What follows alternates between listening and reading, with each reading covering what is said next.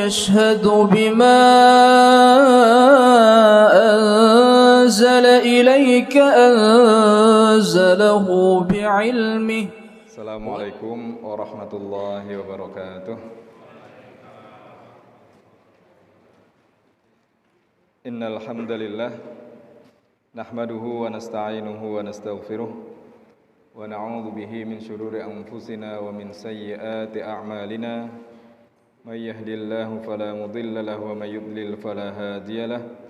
Asyhadu an la ilaha illallah wahdahu la syarika lah wa asyhadu anna Muhammadan abduhu wa rasuluhu la nabiyya ba'dah. Amma ba'd. Pertama-tama marilah tidak lupa kita bersyukur kepada Allah Subhanahu wa taala atas segala nikmat yang Allah berikan. Sampai hari ini kita dalam keadaan sehat walafiat, jasmani dan rohani kita dapat melaksanakan ibadah. Khususnya kita sudah menyelesaikan ibadah di bulan Ramadan, kemudian kita memasuki bulan Syawal. Semoga peningkatan ibadah yang kita lakukan di bulan Ramadan berimbas pada hari-hari atau bulan-bulan setelah Ramadan, dan tentunya keimanan kita, ketakwaan kita dijaga oleh Allah Subhanahu wa taala.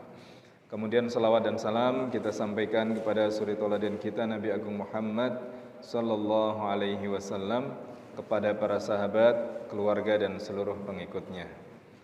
Bapak Ibu yang dirahmati Allah, sebelum kita bahas sabda Nabi dalam tema yang ada pada malam hari ini, yaitu tentang 7 hal yang membinasakan, saya mengucapkan taqabbalallahu minna wa minkum shalihal a'mal.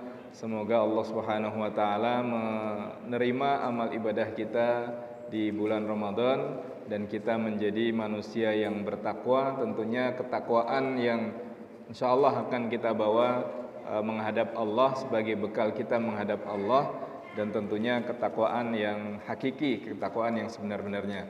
Mohon maaf lahir dan batin kalau ada hal-hal yang kurang berkenan selama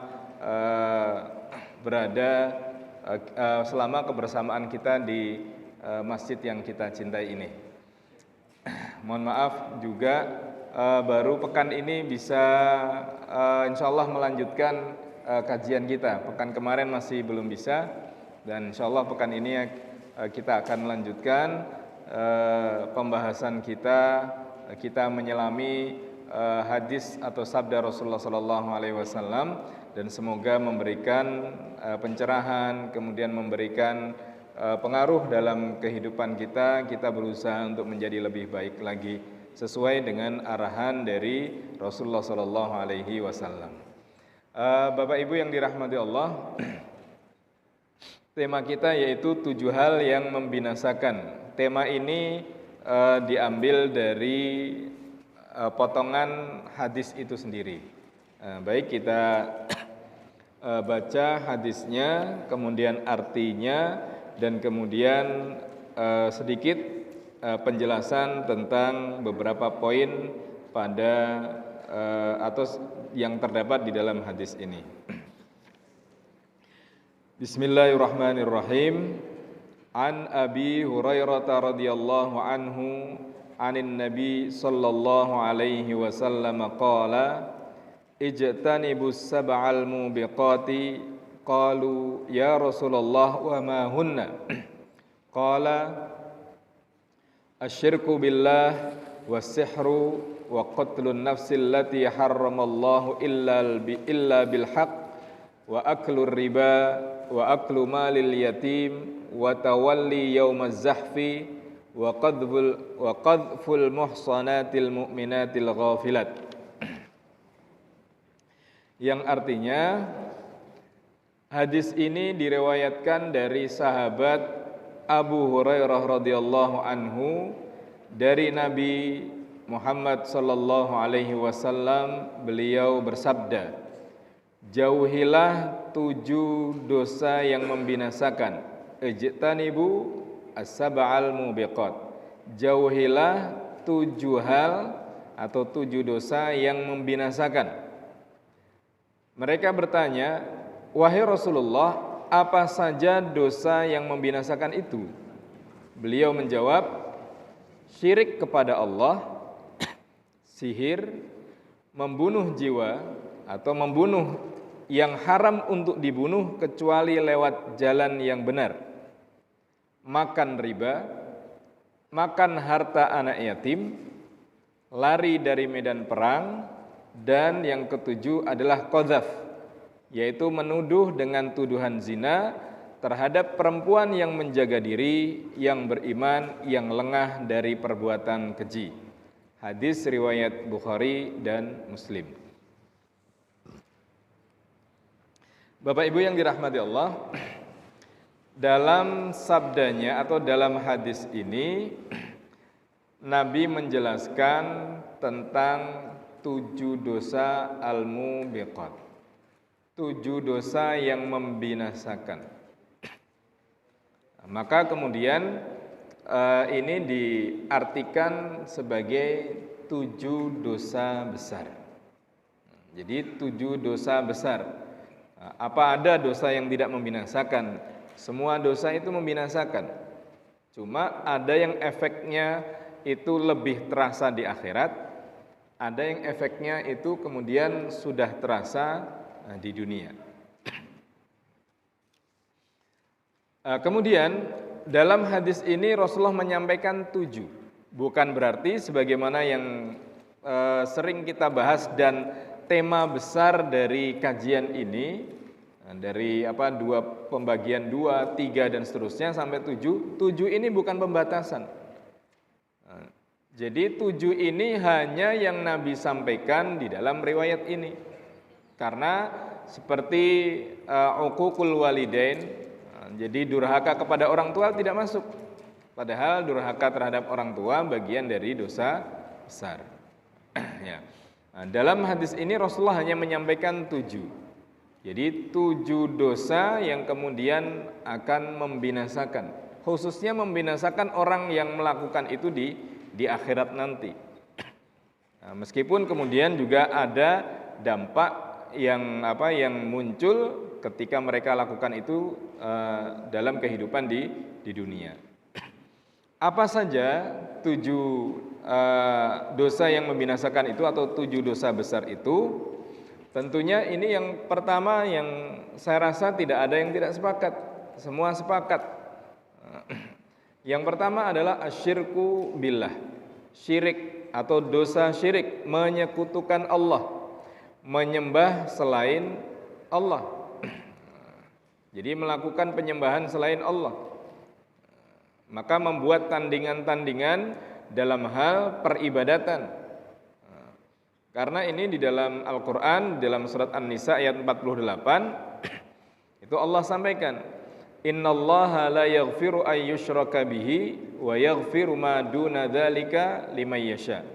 Sesungguhnya Allah tidak mengampuni dosa syirik, menyekutukannya dengan yang lain, dan Allah mengampuni dosa selain itu.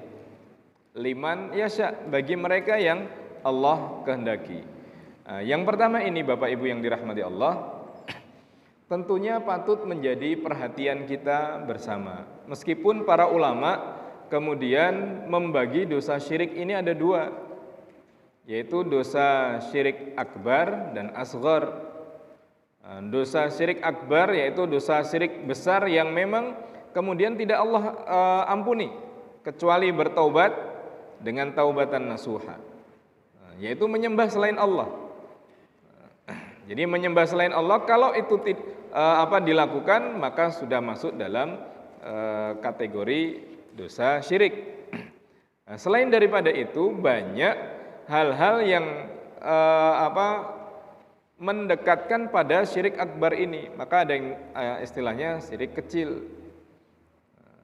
Ada syirik kecil, tidak mengeluarkan orang tersebut dari agama Islam, tetapi ketika ini dilakukan terus-menerus dikhawatirkan akan membawa orang tersebut pada dosa besar. Nah, ini yang dikhawatirkan. Maka kemudian dalam pembagian yang selanjutnya wasihru, dan sihir. Dari hadis ini kemudian bisa diambil kesimpulan bahwasanya sihir itu termasuk syirik, tetapi tidak mengeluarkan pelakunya dari Islam. Meskipun kemudian ketika itu dilakukan maka ada konsekuensinya. Dan konsekuensi ini kemudian ketika tidak diperhatikan dengan baik bisa menyebabkan dia keluar daripada Islam. Nah, seperti itu. Dari sinilah Bapak Ibu yang dirahmati Allah, kita memang harus berhati-hati terhadap amaliyah seseorang, sehingga tidak mudah kita mengatakan syirik. Artinya syirik yang mengeluarkan orang tersebut dari agama Islam. Tetapi kemudian mewaspadai, kemudian mengingatkan bahwasanya itu dosa syirik, itu kemudian juga perlu dilakukan. Jangan sampai kemurnian penghambaan diri kita kepada Allah kemudian dikotori dengan hal-hal yang menyebabkan Allah Subhanahu wa taala murka terhadap diri kita. Nah, seperti itu. Nah, ini dosa syirik. Dan yang paling jelas ya penghambaan orang di satu sisi dia beribadah kepada Allah, tetapi di sisi lain dia melakukan bentuk ritual, kemudian sering dilakukan secara kontinu, sebagaimana dia beribadah kepada Allah. Nah, ini masuk pada dosa syirik ini. Jelas Tuhannya itu Allah, tetapi kemudian di sisi lain dia menyembah yang lain, menyembah patungkah, kemudian menyembah bendakah, atau kemudian menyembah makhluk gaib lainnya, yang kemudian dilakukan bentuk ritual sebagaimana dia beribadah kepada Allah Subhanahu wa taala. Nah, seperti itu. Nah, oleh karena itu dosa syirik ini banyak dicantumkan oleh Allah Subhanahu wa taala di dalam Al-Qur'an, maupun kemudian Rasulullah Shallallahu alaihi wasallam sampaikan di dalam banyak sabdanya.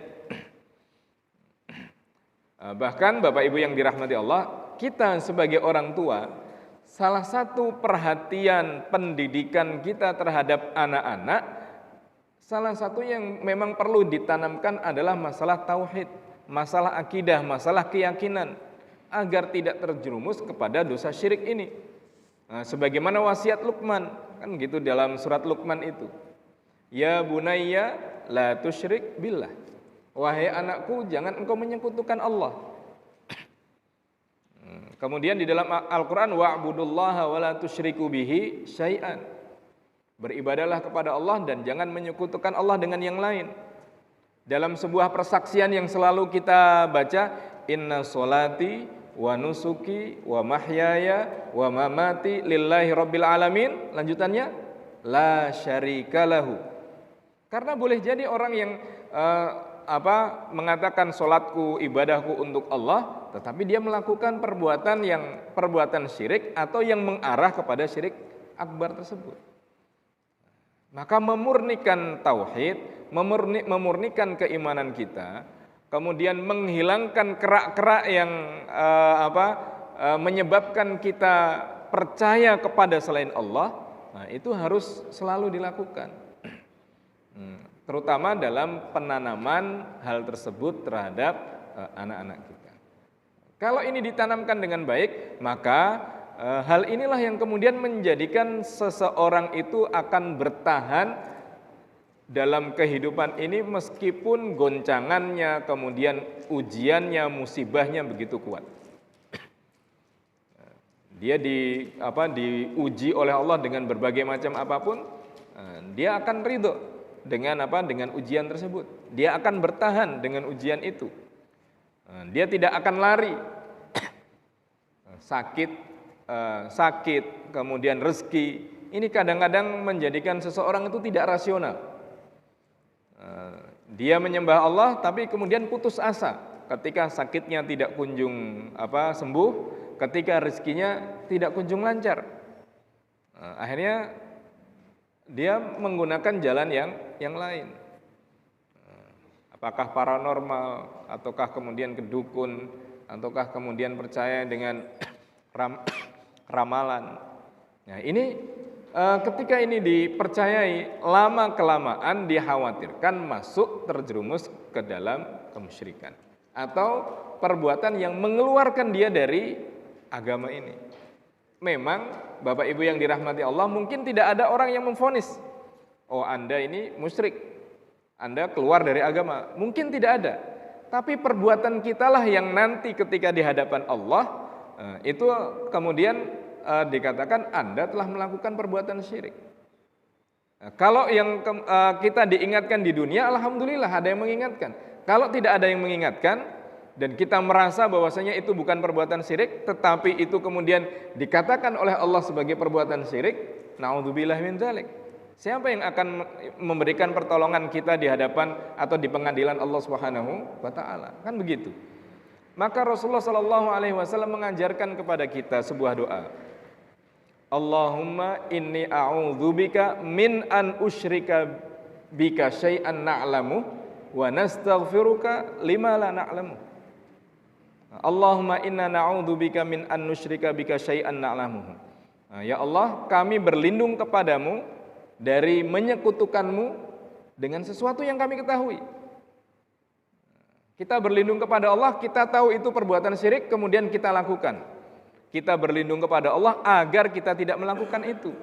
Kemudian wa nastaghfiruka lima la na'lamu. Dan kami mohon ampun kepadamu ya Allah dari perbuatan syirik yang kami nggak tahu tapi kami lakukan.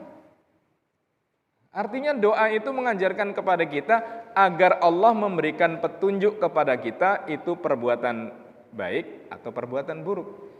Itu perbuatan syirik atau kemudian perbuatan yang tidak. Ini sama Bapak Ibu yang dirahmati Allah, sama seperti doa yang saya rasa banyak yang hafal atau banyak yang tahu. Allahumma a'inna ala dzikrika wa syukrika wa husni ibadati. Sama. Nah, kita minta kepada Allah, minta bantuan kepada Allah agar bisa bersyukur, agar ingat kepada Allah, agar ibadah yang kita lakukan baik. Kita minta bantuan kepada Allah agar dibuka mata hati kita, mata batin kita, pikiran kita. Kan seperti itu. Nah, ini yang pertama. Oleh karena itu, mari kita lebih berhati-hati terhadap masalah ini. Yang kedua, dosa yang membinasakan atau dosa besar itu, yang kedua adalah sihir. Di dalam surat Al-Baqarah ayat 102 ini, saya bacakan artinya saja. Hanya setan-setanlah yang kafir, yang mengerjakan sihir, mereka mengajarkan sihir kepada manusia.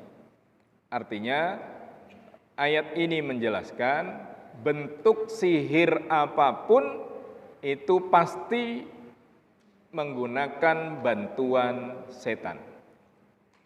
Apakah kemudian ketika berkoalisi ya?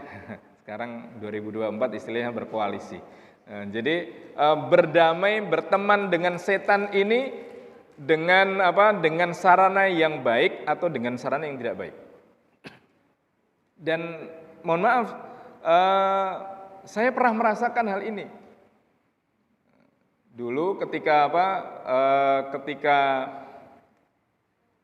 diajarkan, ya kurang lebih hampir mendekati sihir lah. Itu apa yang kemudian diajarkan untuk bisa mendapatkan ilmu itu? Petuahnya baik Pak, harus sholat 5 waktu. Setelah sholat 5 waktu membaca doanya ini. Dan doa ketika 1, bukan dalam bahasa Arab, 2, tidak kita pahami, maka itu sebenarnya indikasi doa itu adalah persekutuan dengan setan. Tapi kalau doa itu 1 dengan bahasa Arab yang ada artinya, yang kedua bisa kita pahami, itu kemungkinan kecil ada persekutuan dengan setan. Tapi kalau kita diberikan doa dalam bahasa Arab tidak ada, kemudian kita tidak tahu artinya, kalaupun diartikan harus dengan bahasa itu, tidak boleh diganti dengan bahasa yang lain, maka itu indikasi kuat itu adalah persekutuan dengan setan. Maka sihir tidak ada itu apa? Yang kemudian sihir putih tidak ada. Sihir semuanya persekutuan dengan setan. Bagi siapa yang orang bisa mengetahui yang gaib, Rasulullah sendiri tidak tahu, kan gitu. Nah, ini maka hati-hati dengan masalah sihir ini. Nah, maka Rasulullah SAW kemudian menjelaskan dalam hadis riwayat Muslim itu, man ata urrafan wa sa'alahu an syai'in. Jadi siapa yang mendatangi urrafan itu orang pintar, orang yang kalau ditanya semuanya tahu. Kemudian dia bertanya tentang sesuatu dalam riwayat yang lain, wasaddaqahu, dan meyakininya, membenarkannya. Kalau dalam riwayat ini dikatakan sholatnya tidak diterima 40 malam. Dalam riwayat yang lain maka dia telah kufur dengan apa yang dibawa oleh Nabi Muhammad SAW tentang masalah sihir. Dan kalau kita membaca di dalam Al-Quran sihir yang dikaitkan dengan kekuasaan, maka tidak ada kekuasaan yang dilakukan dengan cara yang tidak benar, itu hampir dipastikan dilakukan dengan cara sihir tadi. Sebagaimana Fir'aun. Karena orang itu pede itu ketika ada backingnya, Pak. Backingnya itu bisa backingnya yang terlihat dan backing yang tidak terlihat. Maka mohon maaf, orang-orang yang bergelut dengan permasalahan ini itu menjelang tahun 2024 itu ramai didatangi. Ramai didatangi itu. Minta inilah, kemudian ini dan seterusnya. Nah, ini hati-hati. Oleh karena itu, apalagi dalam surat Al-Baqarah kaitannya Harut dan Marut. Jadi sihir itu salah satunya adalah untuk memisahkan suami istri, memisahkan orang satu dengan orang yang lain. Maka sihir tidak ada yang dalam kebaikan. Sihir itu mesti pada sesuatu yang tidak baik. Mencelakai orang, kemudian menjadikan rezeki orang seret dan seterusnya. Nah, ini karakter dari sihir yang kemudian jauh-jauh hari diwanti-wanti, perlu diwaspadai dan disampaikan oleh Rasulullah SAW. Yang kedua. Kemudian yang ketiga, yaitu wa qatlun nafsil lati harramallahu illa bil haqq. Membunuh jiwa yang diharamkan untuk dibunuh kecuali dengan kebenaran. Jadi Bapak Ibu yang dirahmati Allah, manusia itu termasuk jiwa yang diharamkan untuk dibunuh kecuali ada sebabnya. Oleh karena itu di dalam Al-Quran Allah sampaikan, membunuh satu orang itu sama dengan disamakan dengan membunuh seluruh manusia. Maka hukumannya itu juga berat, masalah pembunuhan itu. Nah, kalau kita buka di dalam Al-Quran beberapa ayat sebelum ayat tentang puasa, Allah jelaskan, ya ayyuhalladzina amanu kutiba alaikumul qisasu fil qatla. Wahai orang-orang yang beriman, diwajibkan atas kalian untuk melaksanakan qisas dalam pembunuhan. An-nafsu bin nafsi, jadi jiwa dibalas dengan jiwa. Wal aina bil ain, mata dibalas dengan mata dan seterusnya. Karena Islam sangat menghargai ruh, sangat menghargai jiwa manusia. Maka apa yang kita lihat, apa yang kita baca, yang terjadi ketika ada pembunuhan itu sebenarnya bukan masalah sepele. Manusia, ada orang sedang jalan tiba-tiba kemudian dibacok sampai mati. Kemudian karena ada permasalahan sedikit ditembak kemudian dia mati. Kemudian dibegal sampai mati dan berbagai macam bentuk kematian yang kita baca. Mungkin kita menganggap wah biasalah. Masalah utang piutang, masalah ini dan seterusnya. Nah, ini di dalam hadis riwayat Bukhari Muslim, Rasulullah SAW menyampaikan, tidak halal darah seorang muslim yang telah bersaksi bahwa tiada sembahan yang berhak untuk disembah selain Allah dan aku adalah utusan Allah kecuali satu dari 3 orang berikut atau satu dari 3 perkara. Yang pertama, seorang yang sudah menikah yang berzina. Yang kedua, seorang yang membunuh orang lain. Dan yang ketiga, orang yang keluar dari agamanya atau memisahkan diri dari jamaah, yaitu murtad. Maka diantaranya ketiga hal inilah yang kemudian dibolehkan seseorang itu dibunuh. Nah, meskipun kemudian undang-undang sekarang kan pembunuhan itu merupakan hukuman yang sangat kejam dan hukuman yang tidak pantas. Hukuman yang yang tidak sesuai dengan hak asasi manusia dan seterusnya. Tapi kemudian efeknya kan banyak. Efeknya banyak, ada kejahatan besar yang orang yang harus dihukum ternyata kemudian mudah saja dia bisa lepas, bisa keluar dari hukumannya tersebut karena memiliki kekuasaan, kemudian memiliki harta untuk menebus kesalahannya dan seterusnya. Nah, maka Bapak Ibu yang dirahmati Allah, pembunuhan itu sesuatu yang sangat kejam dan kemudian bertolak belakang dengan nilai ajaran Islam. Bentuk pembunuhan apapun, apalagi orang nggak salah kemudian dibunuh, diracun, kemudian dengan disengaja atau tidak disengaja, direncanakan atau tidak direncanakan. Maka pembunuhan itu sesuatu yang memang harus dihindari, kemudian dijaga jangan sampai itu terjadi. Itu yang ketiga. Maka ini termasuk dosa besar. Tentunya orang yang melakukan pembunuhan ini, seandainya dia lolos dari hukuman di dunia, sudah di akhirat dia tidak akan lolos. Maka kisos itu bagian dari menghilangkan menghilangkan hukuman dia di akhirat. Dia ketangkap kemudian dikisos, maka di akhirat apakah kemudian akan diampuni oleh Allah atau kemudian meringankan beban dia di akhirat nanti. Itu yang jelas-jelas sudah menghilangkan nyawa. Kalau menyakiti saja dalam hadis yang tentang orang yang merugi itu,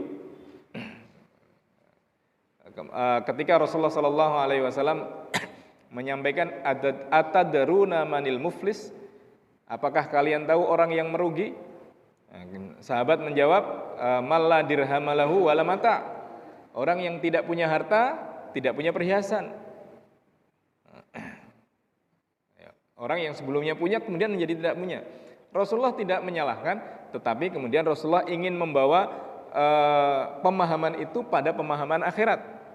Orang yang muflis, orang yang merugi, orang yang bangkrut adalah orang yang menghadap Allah dengan amal kebaikan, dengan pahala yang banyak dari ibadahnya, dari kebaikan-kebaikannya. Tetapi waqad syatama hadza, dia mencaci maki orang lain, dia kemudian mengambil hak orang lain, dia memukul orang lain, dia kemudian menghina orang lain.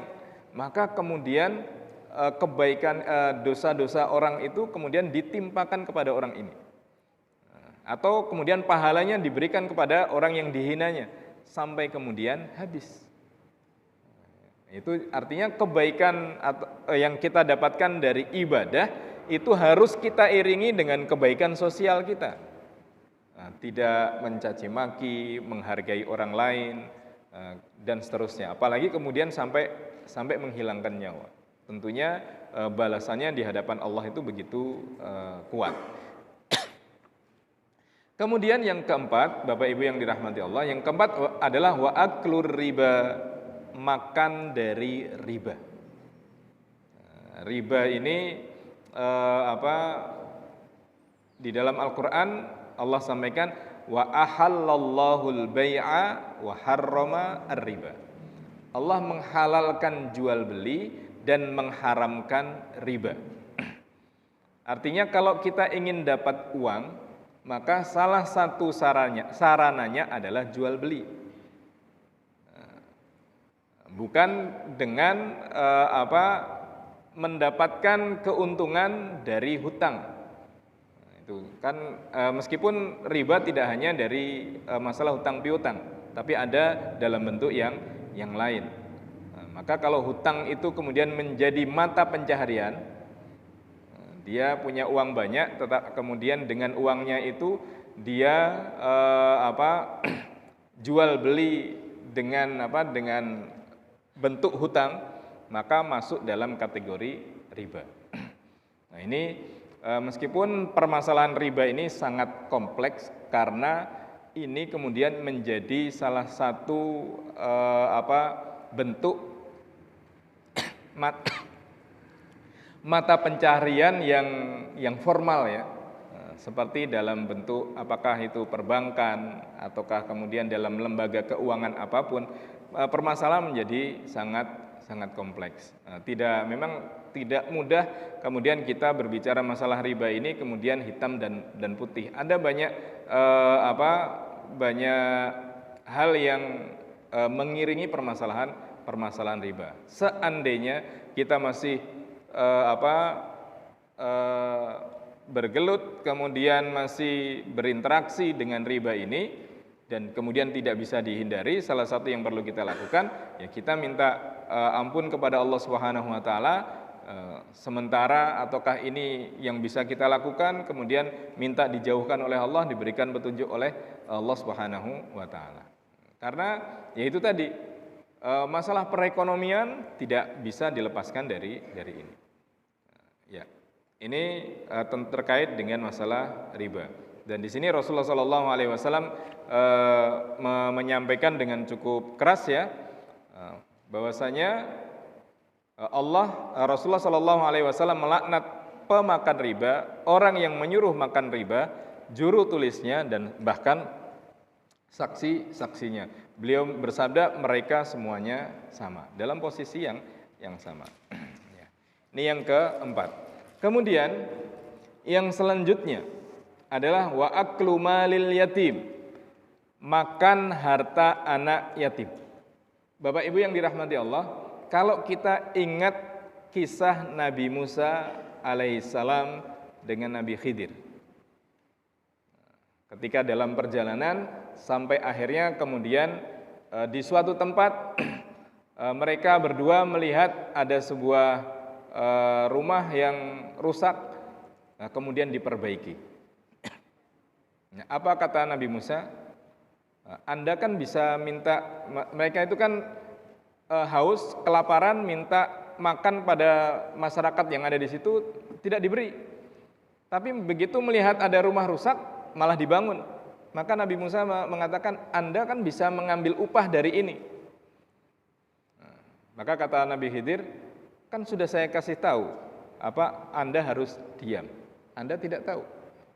Anda merasa tahu padahal tidak tahu. Sampai kemudian semuanya perjalanan itu selesai, pada puncaknya kemudian baru dikasih tahu.